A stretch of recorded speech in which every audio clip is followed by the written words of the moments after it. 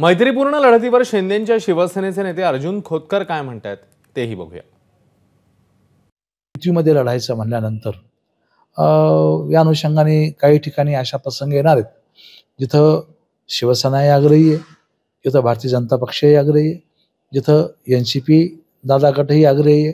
मला असं वाटतं की मग तिथं मिटतच नसेल तर मग तशा ठिकाणी फार न तुटता तशा ठिकाणी परवानगी दिली तर एकतर पक्षही वाचेल आणि ताणही कमी होईल।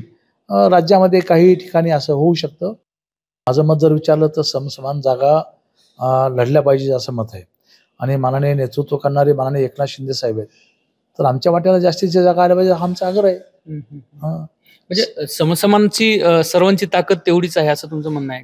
अर्थात एकमेकाच्या ताकदीशिवाय कोणीच पुढे जाऊ शकणार नाही।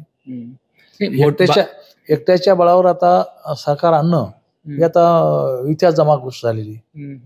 पण भाजप मोठा भाऊ याच भूमिकेत वावरलेला आहे आतापर्यंत, मग अशा वेळी समसमान जागांचा तुमची भूमिका? हो, पण त्यांची आता या वेळेला जागा जास्त होत्या म्हणून ते मोठा भाऊ म्हणून वागतात।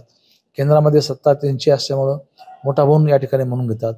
परंतु एक जरी पक्ष बाजूला झाला, यातला शिवसेना बाजूला झाली तर सरकार बनणार आहे का? नाही बनणार। NCP बाजूला झाली, सरकार बनणार आहे का? नाही बनणार। त्यामुळे तिघालाही समन्वयाने समोर जावं लागेल सरकार आणायचं असेल तर। ABP माझा, उघडा डोळे बघा नीट।